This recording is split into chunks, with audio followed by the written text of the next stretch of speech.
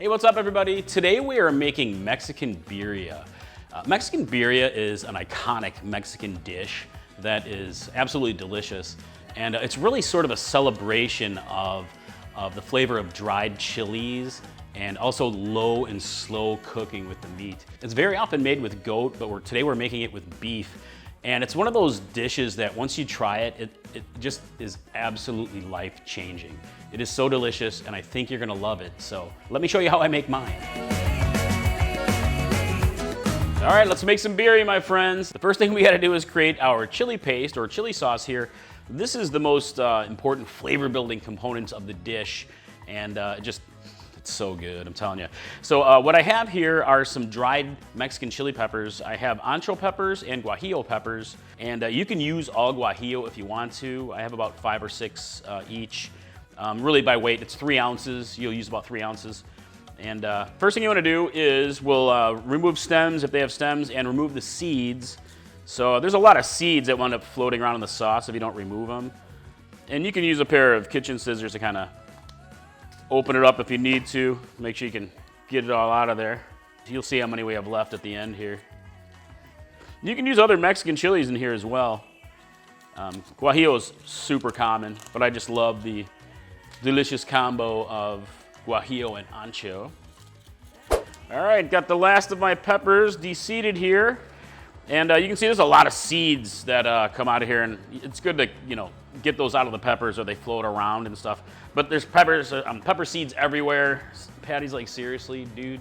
I mean, they went up in the bathroom. How does this happen? So anyway, all right, so we've got these all ready. Next thing we're gonna do is we're gonna toast the peppers just very lightly for about a minute or 2 in a hot pan. I got my pan set up here to medium-ish heat. And I'm just gonna go ahead and set these in. It's okay if you got a few seeds in there, not a big deal. They're edible, but a little bitter. So really just about a minute or 2 per side, and you can start to smell them. They're very lightly toasted. Just make sure they don't burn or they become more bitter. So toasting them like this, it actually brings out some of the flavor of the peppers. It loosens up the oils in the skins, and it just like enhances the overall deliciousness of dried pods. All right, getting my anchos over to the bowl. Smell it.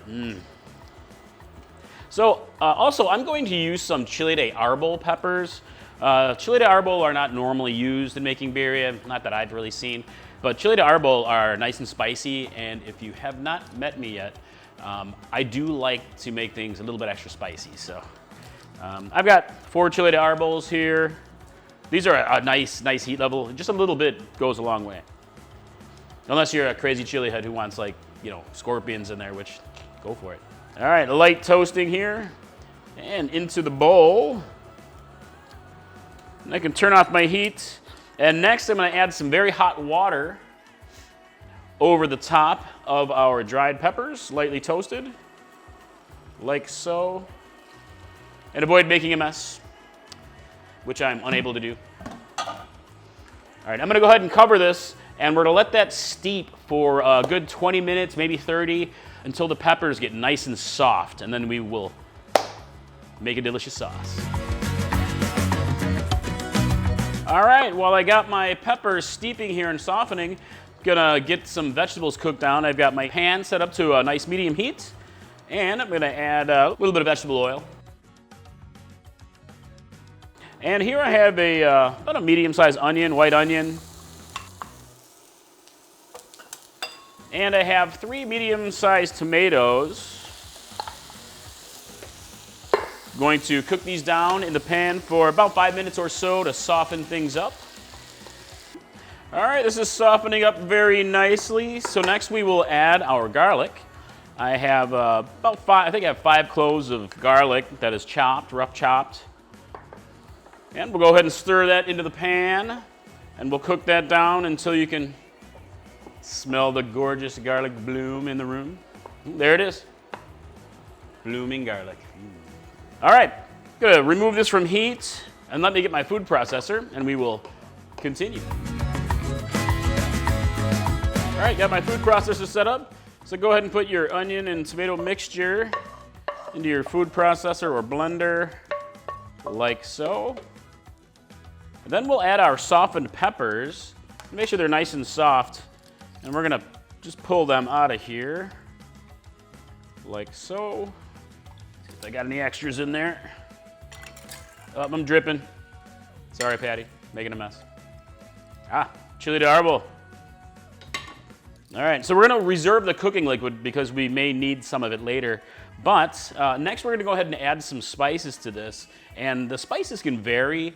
These are the ones that I like to use. So I have a tablespoon of Mexican oregano and a tablespoon of salt, really salt to taste, and a teaspoon of cinnamon. Cinnamon's not in every recipe. I like the addition of it. It's just delicious with Mexican sauces. And I have a teaspoon of ground ginger and some black pepper, about a teaspoon. And I also have a half a cup of apple cider vinegar, and you can use other vinegars. So for now, I'm going to process this.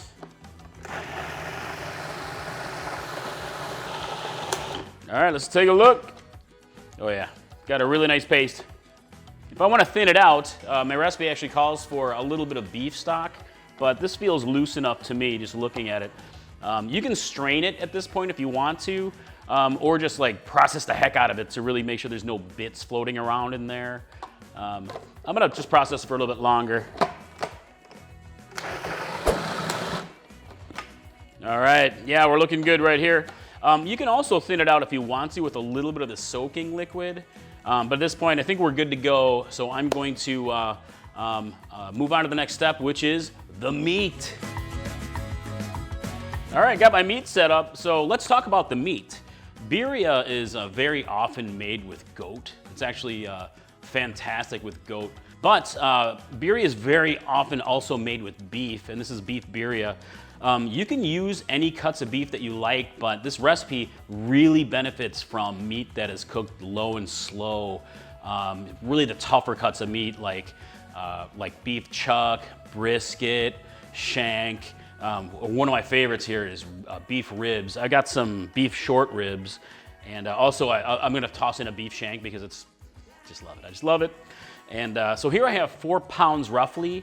And I'm gonna get all of this moved over to a large bowl. And if you're using large cuts like a roast, like a chuck roast, cut it into smaller pieces so that you can really get more flavor surface area for your rub here. And I got a thinly cut shank into the bowl. All right, next I've got my delicious chili puree here. Gonna get that in here. Lots of flavor. And we're gonna rub it down. Oh, but first, I must remove my wedding ring. Sorry, Patty, we're not married. Gonna get this nicely rubbed in. We're still married. Patty can't get rid of me, sorry. You wanna get this nicely rubbed in as much as you can here.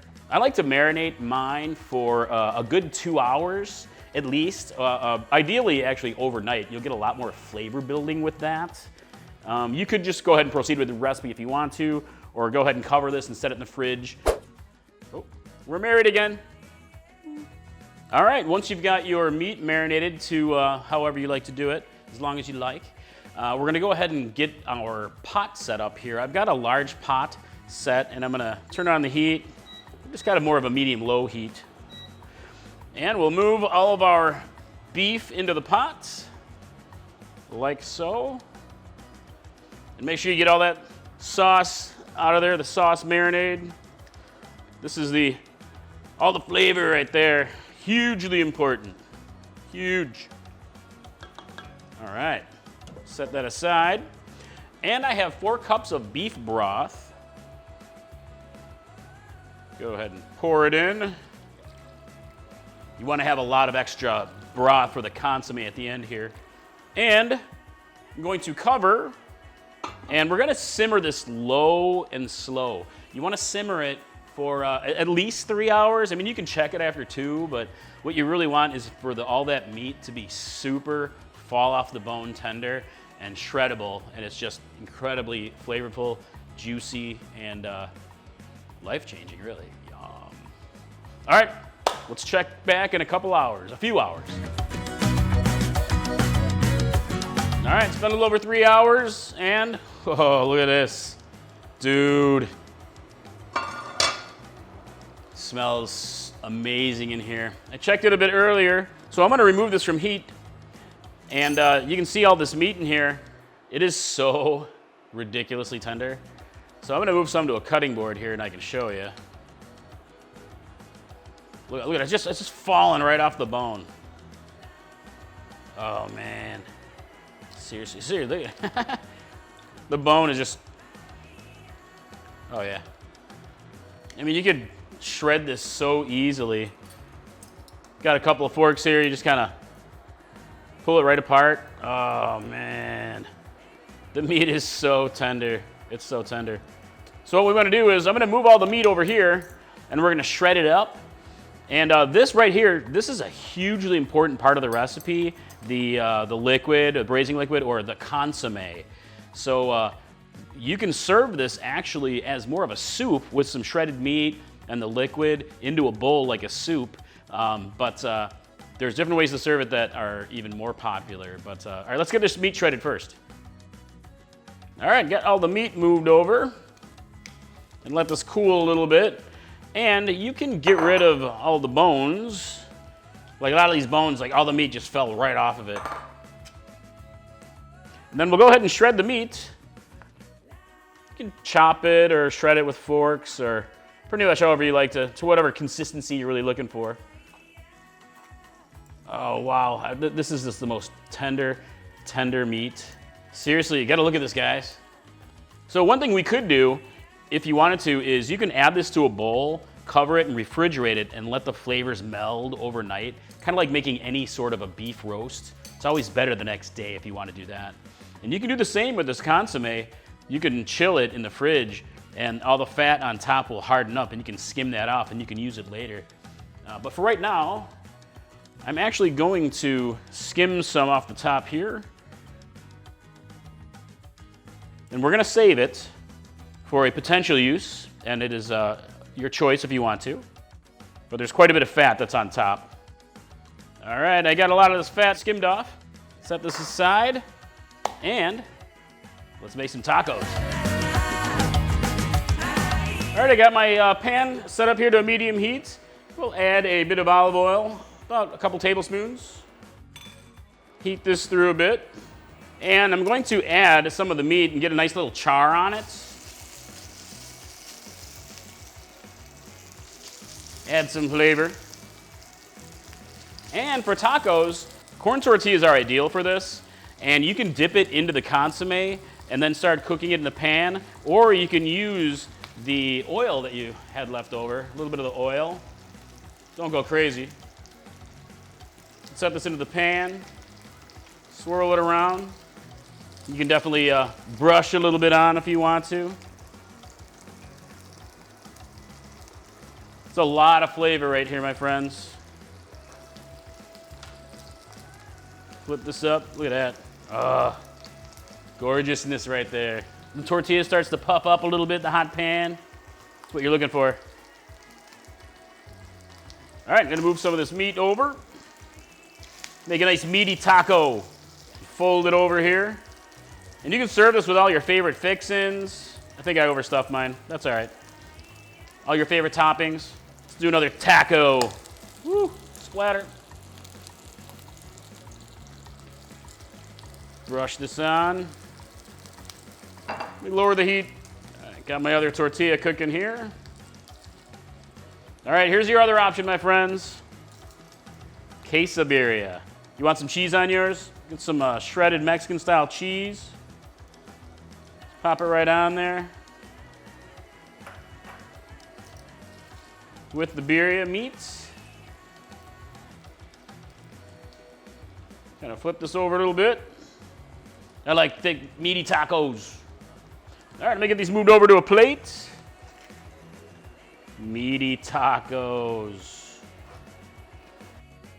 So what do you think? Are you team cheese, quesabirria? No cheese? Let's give it a taste. Oh my, look at this.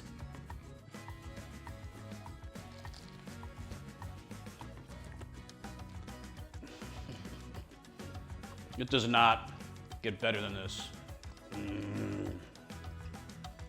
Best way to serve it though, honestly, is you dip it in this consomme. Like, look at that stuff, dude.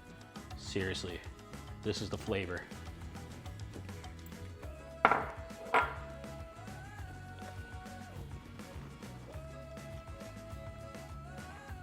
That's it, my friends. That is how you make birria. I hope you love it as much as we do. It's definitely one of our favorite dishes around here. So if you are looking for some more amazing recipes, I've got a couple that are right here popping up that you can see and click on, and please check out. I'd love for you to do so. But hey, I'd also love to hear what you think of the recipe in the comments below. And what do you think, goat or beef? I mean, what do you think? And also, what's your favorite combo of chilies for this? That's definitely something I'd love to hear. So, all right, I hope to see you in the kitchen next time. Mike from Chili Pepper Madness. Bye.